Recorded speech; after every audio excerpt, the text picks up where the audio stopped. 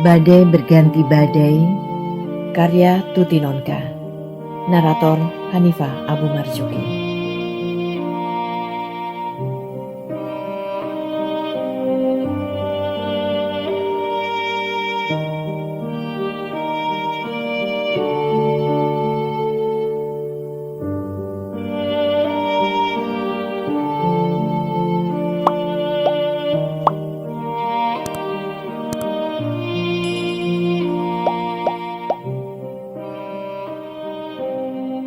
Awal tahun 1970. Rumah itu cerah dan hangat oleh cahaya lampu di setiap sudutnya. Suara langkah kaki dan orang berbicara menapaskan gerak roda kehidupan yang penuh gairah dan dinamika. Tak ada tempat untuk kemurungan dan keputusasaan di sana. Segala yang pantas mengantar orang kepada kesusahan, apakah itu kemelaratan, kegagalan, ataupun kehinaan, jauh dari rumah itu. Yang ada di sana adalah gemerlapnya kekayaan, martabat dan kehormatan yang seakan tak kunjung mencapai titik puncak, meningkat dan terus meningkat. 2 kamar tidur yang ada di sebelah utara kamar makan ditempati oleh Salamah dan Taryadi. Pramono, satu-satunya anak mereka, menempati salah satu kamar di lantai atas. Kamar tidur di sebelah timur anak tangga yang menuju ke loteng dipakai oleh Aminah, adik Salamah yang sekolah di sekolah guru agama. 2 kamar yang lain ditempati oleh famili dari Surabaya dan Madiun yang sekolah di Jogja. Keduanya laki-laki. Di kamar belakang di dekat dapur tinggal Biem, pembantu rumah tangga yang bertugas menyelesaikan segala urusan dapur dan bersih-bersih. Tapi di balik semua gemerlapan itu, tersembunyi sebuah luka yang sangat dalam dan pedih. Luka di hati Salamah. Begitu rapat ia menyembunyikan luka itu, hingga jangankan orang lain, orang-orang di dalam rumah itu pun tidak mengetahuinya.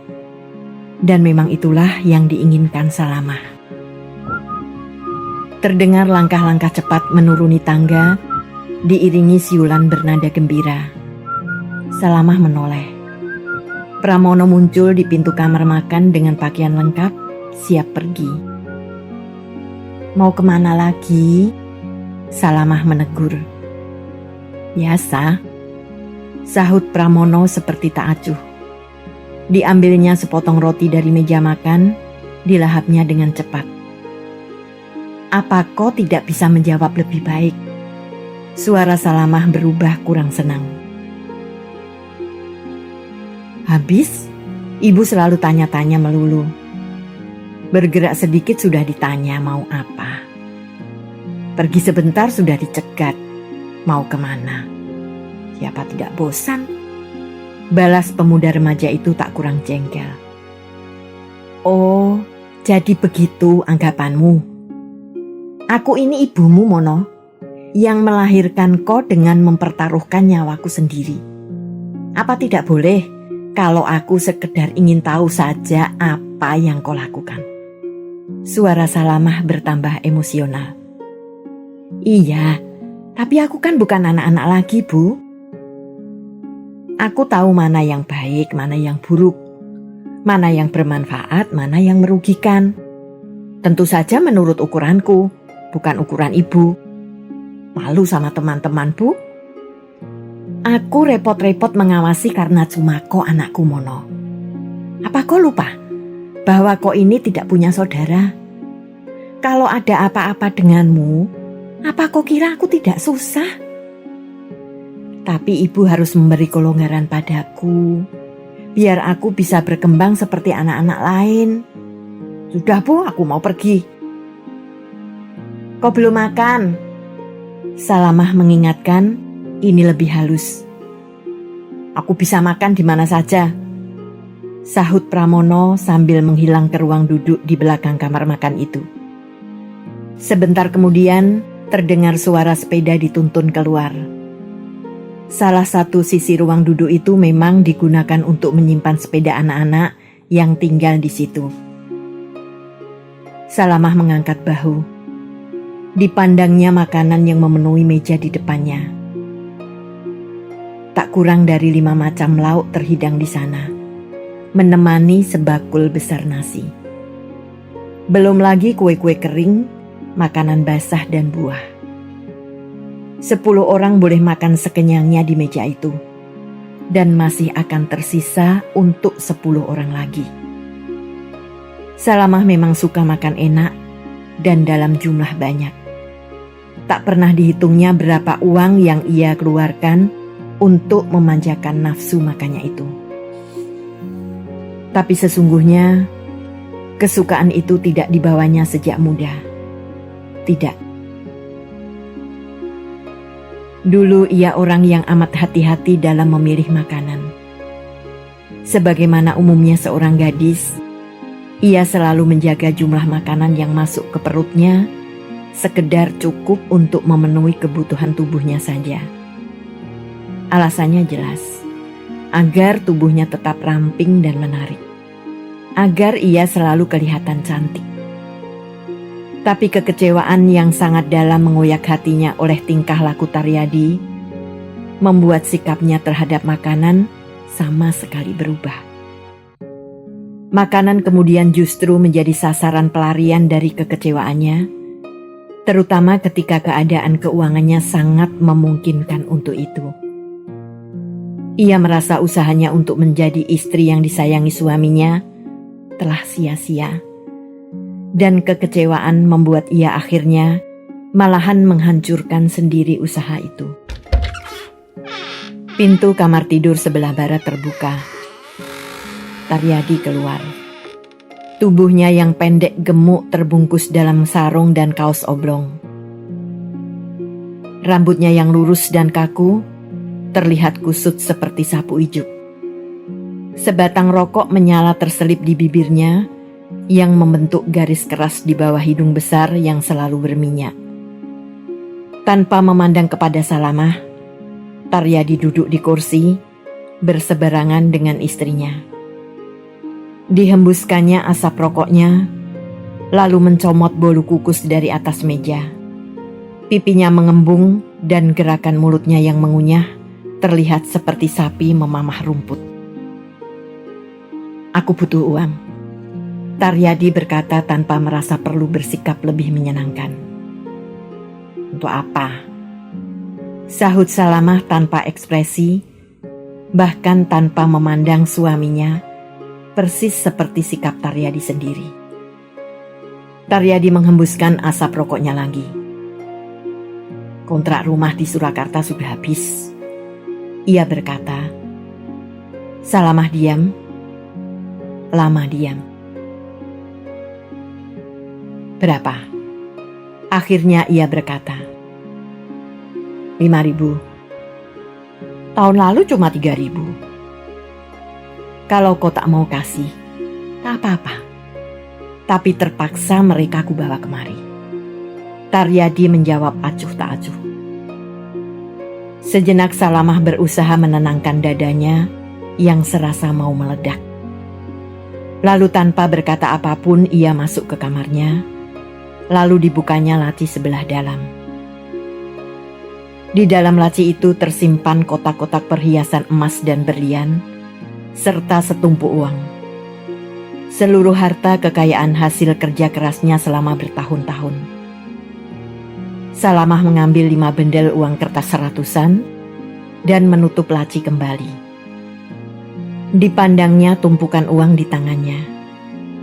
Sebentar lagi uang itu akan berpindah ke tangan orang lain untuk memberi kesenangan bagi seorang perempuan dengan anak-anaknya yang menjadi tanggungan Taryadi. Perempuan yang telah merobek-robek hidupnya dan meninggalkan luka yang tak tersembuhkan. Kini luka itu menganga kembali dengan pedih. Jiwa Salamah menjerit hingga ke batas langit. 18 tahun yang lalu, Salamah mengenal Taryadi sebagai pemuda yang sekalipun tidak terlalu tampan, tapi bertanggung jawab dan memiliki masa depan terjamin. Begitu juga pandangan semua orang. Waktu itu, Taryadi sudah bekerja di sebuah kantor pemerintahan. Cuma pegawai rendah memang, tapi serendah-rendahnya, ia adalah pegawai negeri. Jadi pegawai negeri berarti punya gaji tetap dan masa tuanya dijamin dengan pensiun. Pada masa itu, jaminan demikian sudah membuat orang tak menginginkan apapun lagi. Karena itu ketika Taryadi datang melamar Salamah, semua orang menyambut dengan sukacita. Pada waktu bersanding di pelaminan dari bantal yang ditutup kain satin putih bersih, Salamah yakin ia telah membuka pintu gerbang menuju masa depan yang pasti dan cerah. Masa depan yang lurus, mulus, indah dan penuh harapan. Bahkan sampai beberapa saat setelah mereka hidup bersama, harapan itu masih menjulang dengan kokoh di hatinya. Tapi setelah 1 tahun, setelah ranjang pengantin mereka dingin dan masa bulan madu berakhir, dengan membesarnya bayi dalam kandungan Salamah, terlihatlah bagaimana watak Taryadi yang sebenarnya. Kandungan Salamah yang makin tua membuatnya tak dapat lagi berfungsi sebagai istri dengan sempurna. Dan Taryadi tak dapat hidup tanpa kesempurnaan. Taryadi selalu memungkiri perbuatannya di luar rumah. Tetapi hati wanita Salamah tidak bisa dibohongi. Pertengkaran demi pertengkaran merobek rumah tangga yang masih muda itu. Bayangan Salamah semula tentang diri suaminya hancur berantakan. Rasa bangganya atas lelaki itu punah, berganti dengan setumpuk kekecewaan, kesedihan, dan kebencian yang pekat menggusarkan hati. Masa depan yang kemarin dilihatnya cerah, dengan mendadak telah menjadi lorong-lorong gelap yang mencekik. Semenjak suka bermain di luar rumah pula, Taryadi jadi seret memberikan gajinya kepada Salamah. Gaji yang sejak dulu tak berapa banyak itu terasa makin sempit untuk menopang kehidupan mereka sebulan. Ketika Salamah mencoba menanyakan jumlah yang tak diberikan Taryadi kepadanya, lelaki itu mengamuk.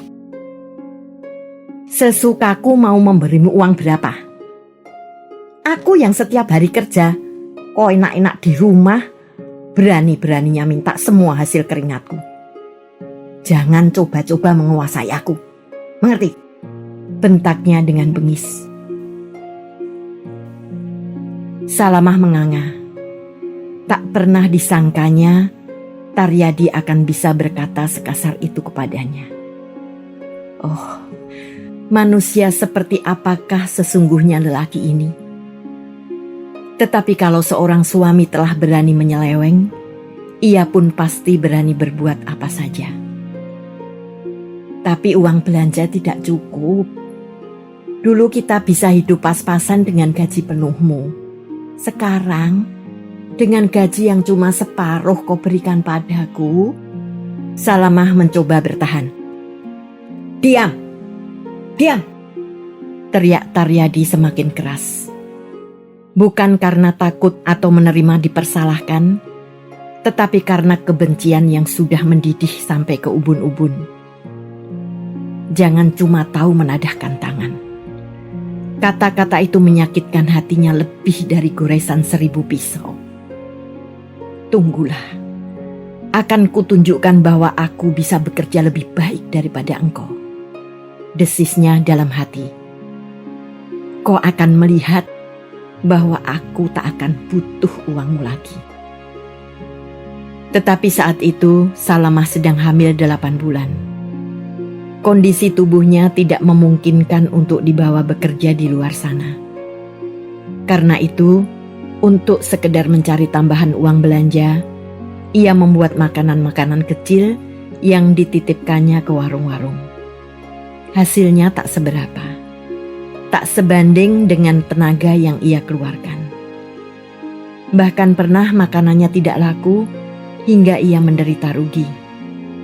Tapi Salamah bekerja terus dengan mengusap keringat yang kadang-kadang bercampur air mata.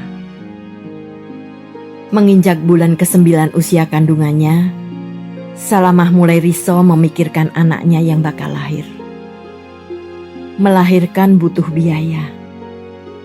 Simpanan perhiasan yang tak seberapa sudah habis terjual untuk menutup biaya hidup dan periksa ke dokter kandungan. Mengharapkan dari Taryadi, Salamah tersenyum sinis memikirkan kemungkinan itu. Biaya hidup sehari-hari saja tidak dicukupi. Jangan lagi tabungan untuk bersalin. Ia menumpuk harapan terlalu banyak ketika menikah. Terlalu tinggi dan terlalu muluk. Kini tumpukan harapan itu runtuh dan justru menimbun dirinya.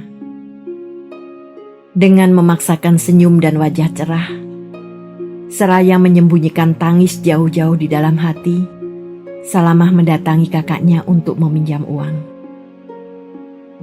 Suamimu tidak menyiapkan biaya untuk persalinanmu. Laminah, kakak perempuannya, bertanya dengan heran. Sebenarnya sudah yuk.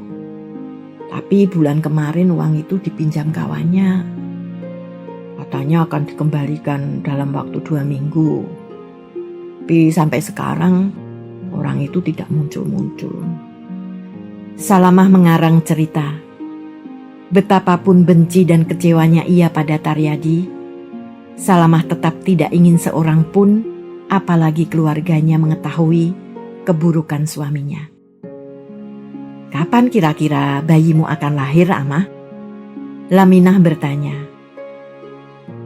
Kira-kira ya 2 minggu lagi. Tapi aku khawatir kelahirannya maju. Jadi aku ingin siap-siap mulai sekarang. Ya lebih baik begitu. Kau sudah punya gurita dan baju-baju bayi?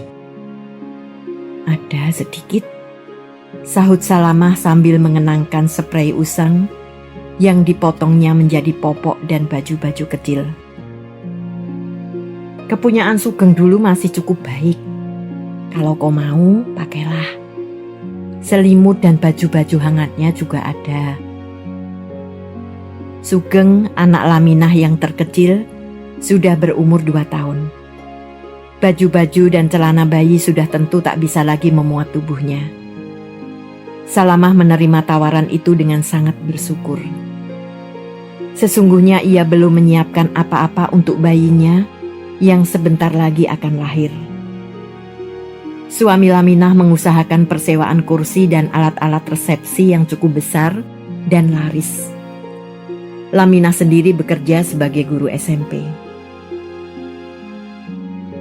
Kehidupan mereka mapan dan tak kurang apapun. Dengan senang hati, Laminah meminjamkan uang pada adiknya, sekalian membawakan sekardus besar baju-baju dan perlengkapan bayi bekas kepunyaan anaknya. Salamah gembira pulang membawa uang dan segala kebutuhan bayi. Namun di balik kegembiraan itu, rasa nelangsa merayap-rayap di hatinya. Uang pinjaman dan baju-baju bekas untuk anak pertamanya memang keberuntungan.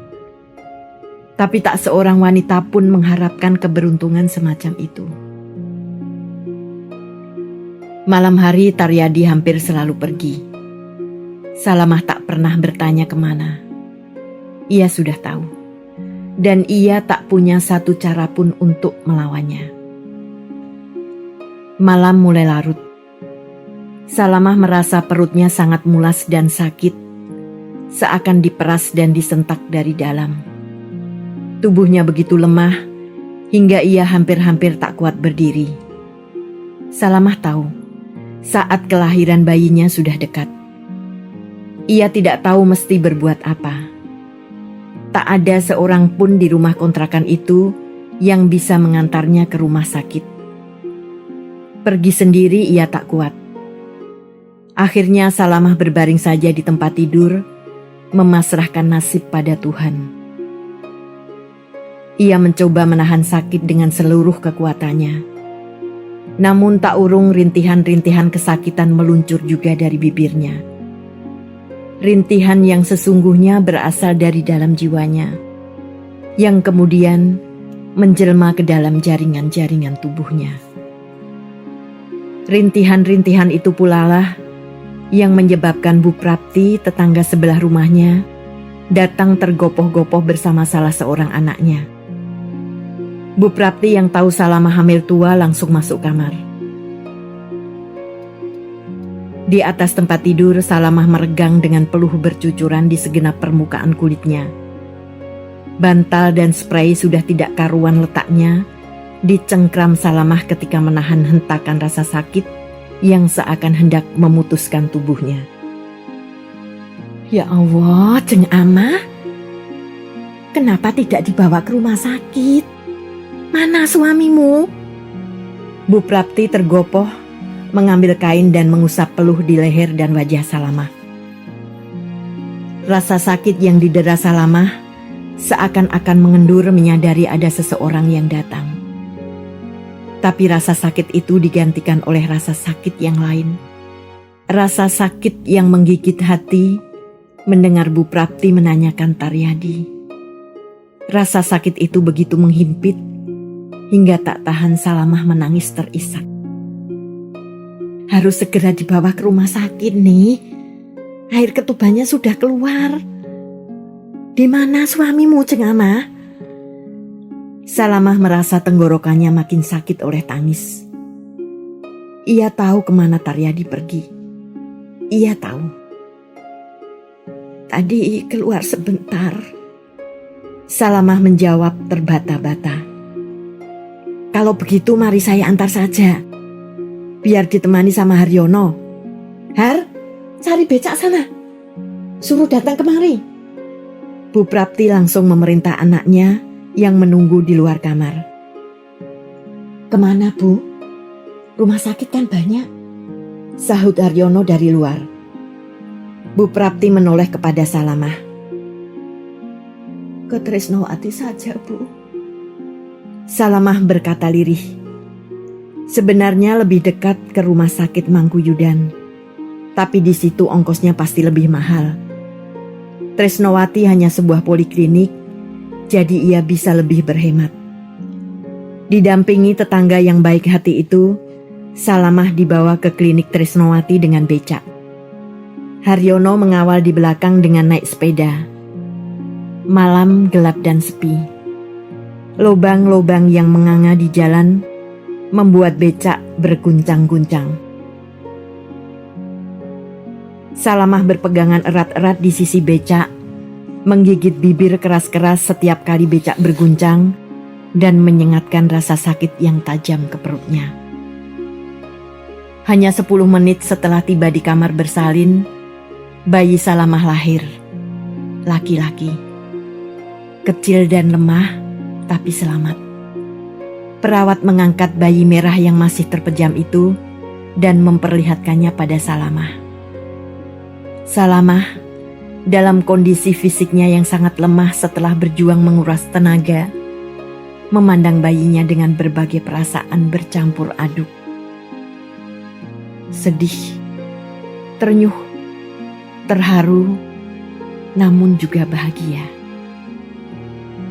Anakku, hatinya berbisik. Kini kau telah lahir ke dunia. Dunia yang kadang-kadang begitu kejam dan pahit.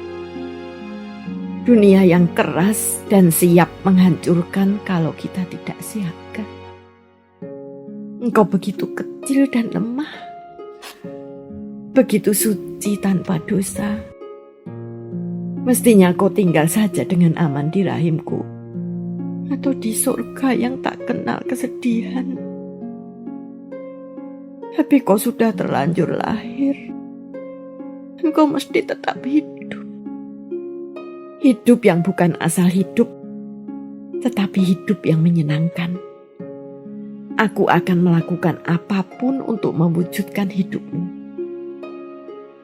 Sampai Salamah dibawa ke bangsal, sampai Bu Prapti dan anaknya pulang, bahkan sampai keesokan harinya, Taryadi belum muncul. Lelaki itu baru menjenguk esok sorenya. Tak cukup lama untuk menghabiskan sebatang rokok. Tak membawa barang sebiji jeruk ataupun keperluan Salamah yang lain. Salamah juga tidak berkata apa-apa. Tak bercerita bagaimana ia melahirkan semalam. Tak bercerita bagaimana keadaan anaknya. Tolong beritahu Yulaminah. Hanya itu yang dikatakannya. Selanjutnya ia lebih banyak memejamkan mata atau membuang pandang keluar jendela. Itu pula lah yang agaknya membuat Taryadi cepat pulang. Lelaki itu datang dengan keinginan untuk memperbaiki hubungan mereka. Tampak pula wajah penyesalan dan kesadaran diri yang dalam. Ia datang seperti dulu ketika ia datang meminang Salamah. Dengan kesungguhan, dengan harapan, dengan janji akan memberikan kehidupan yang baik. Semua tercermin jelas pada wajah dan matanya, pada kediamannya yang pasrah. Tapi, hati Salamah masih terlalu luka untuk menerima suaminya kembali. Kekecewaannya masih terlalu dalam untuk dapat ditawarkan dengan kesungguhan dan janji Taryadi. Setelah begitu dalam terjatuh dalam kesedihan, hingga kesedihan itu sudah menjadi satu dengan dirinya, Salamah tidak sanggup untuk seketika menyambut keadaan yang sama sekali berlawanan. Ia masih membutuhkan waktu untuk beradaptasi. Ia butuh waktu untuk menyembuhkan lukanya terlebih dahulu, sebelum dapat memulai lembaran hidup baru. Tetapi penolakan Salamah membuat Taryadi merasa didudukkan pada posisinya yang penuh kesalahan, justru pada saat ia berusaha sedemikian rupa meninggalkan posisi itu untuk menggapai Salamah. Ia dipaksa menelan kekerdilannya, ketidaktanggung-jawabannya, kenistaannya. Ia kini dapat menghargai istrinya.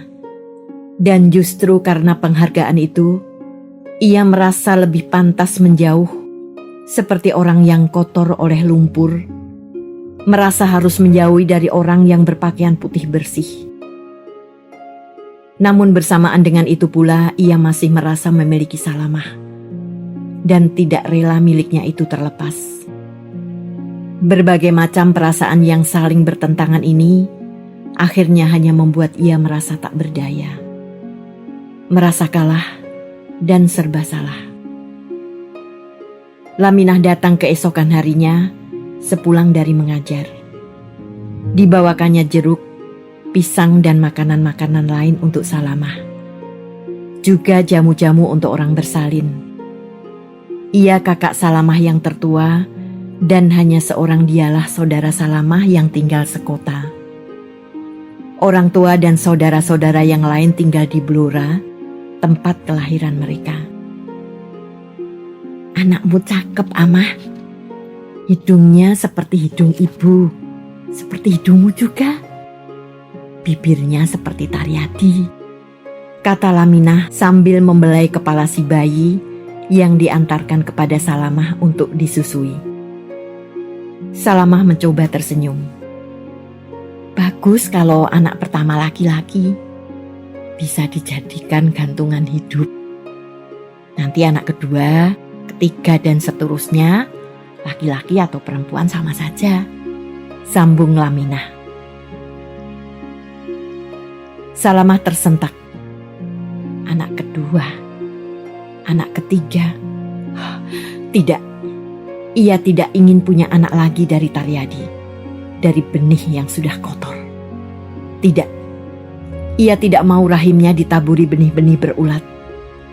Ia tidak mau membesarkan tunas yang tidak suci. Tidak, lebih baik tidak lagi. Ia tidak mau melahirkan seorang anak yang akan menderita karena dosa-dosanya. Ia tidak mau punya anak lagi. Ia sudah punya seorang anak. Keturunannya sudah tersambung. Darah dan dagingnya sudah terwujud pada seorang makhluk mungil yang kelak akan tumbuh dewasa dan mengembangkan lagi keturunan-keturunannya. Cukup, itu sudah cukup. Kelahiran kedua dan seterusnya akan lebih mudah, Amah, karena jalannya sudah terbuka. Kau juga akan lebih berpengalaman mengurusi anak dan suamimu. Laminah berkata lagi. Salamah merasa kepalanya pening. Kata-kata Laminah seperti bergaung dan memukul-mukul relung otaknya. Membuatnya seakan dihadapkan pada lingkaran-lingkaran menyilaukan yang sangat banyak dan memusingkan.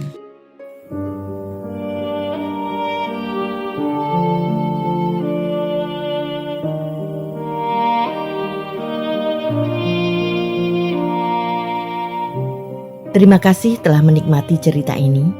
Tuliskan saran atau komentar di bawah untuk memperbaiki channel ini. Jangan lupa tekan tombol subscribe, like, and share.